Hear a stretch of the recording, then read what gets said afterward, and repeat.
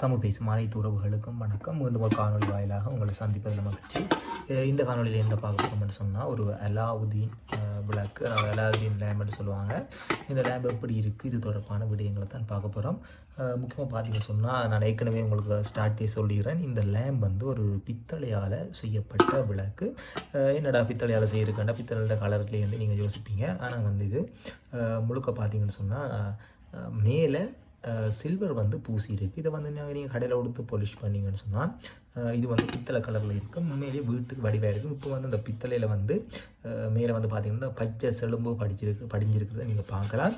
இதனுடைய பெயர் நான் ஏற்கனவே குறிப்பிட்ட பிரகாரம் அலாவுதீன் லேம்ப்னு சொல்லினேன். இதில் வந்து கீழே கால் வைத்த நீளமான விளக்கும் இருக்குது, இப்படி கட்ட விளக்கும் இருக்குது. இது வந்து இப்படி ஒரு கம்பி மாதிரி வரும், அது மேலே வந்து தூக்கி விடணும். இதில் பெரிய நீட்டு சிமிழியோட இந்த விளக்கு வரும். என்கிட்ட வந்து சிமிழி இல்லை. இதில் பாருங்கள், இந்த திருப்புறதில் அலாவுதீன் அடிச்சிருக்கு, அலாவுதீன் அடிச்சிருக்கு. இது வந்து மேட் இன் இங்கிலாந்து. இதில் நம்பர் இருக்குது, இதில் பாருங்கள் அடிச்சிருக்கு, மேட் இன் இங்கிலாந்து. அதாவது இங்கிலாந்து, இந்த லேம்ப் வந்து இங்கிலாந்தில் தயாரிக்கப்பட்டிருக்கு. பாருங்கள் அலாவுதீன் லேம்ப் இதில் வந்து போட்டிருக்கு. காணொலியில் உங்களுக்கு வடிவாக இருக்கும். நம்பர் 21 இதனுடைய நம்பர்.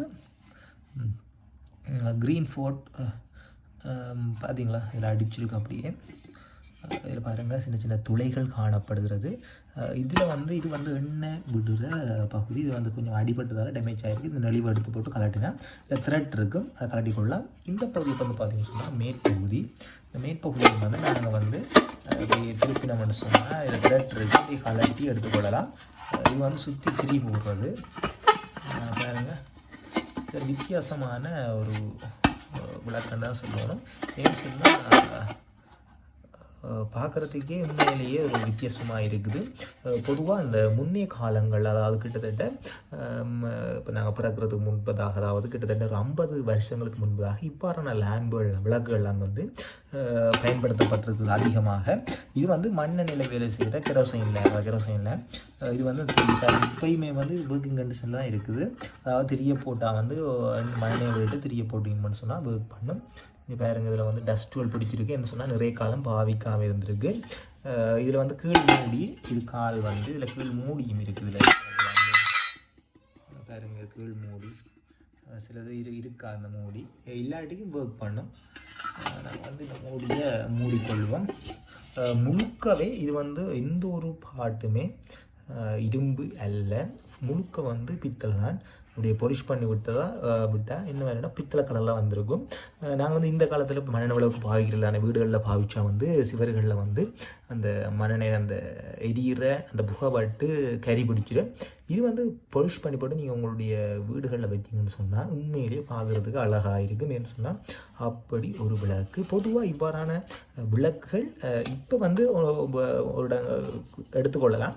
இனிவரும் காலங்களில் இவ்வாறான விளக்குகள் வந்து எடுத்துக்கொள்ளலாம். ஏன்னு சொன்னால் இந்த விளக்குகள் வந்து இப்போ வந்து தயாரிக்கிறீர்கள் இந்த கம்பெனிகள் எல்லாம் இப்போ இருக்காதுன்னு தான் நினைக்கிறேன். பொதுவாக பார்த்தீங்கன்னு சொன்னால் பெட்ரோல் மேக்ஸ் விளக்கு மட்டும் இப்பயும் வந்து கொண்டு இருக்கிறது.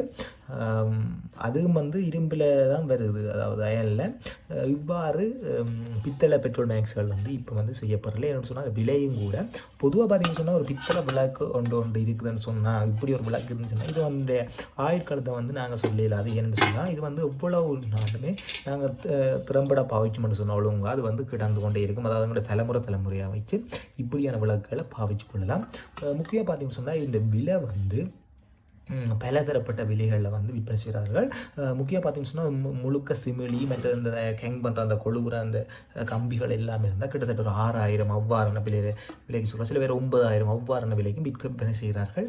இது நார்மலாக பார்த்தீங்கன்னு சொன்னால் எனக்கு வந்து இந்த விளக்கு வந்து 2000 ரூபாய்க்கு வந்து நான் வந்து ஒரு ஆள்கிட்ட இருந்து இந்த விளக்கை வந்து வாங்கியிருக்கிறேன். ஏன்னு சொன்னால் என்னுடைய கலெக்ஷனுக்குள்ள வந்து போடுறதுக்காக.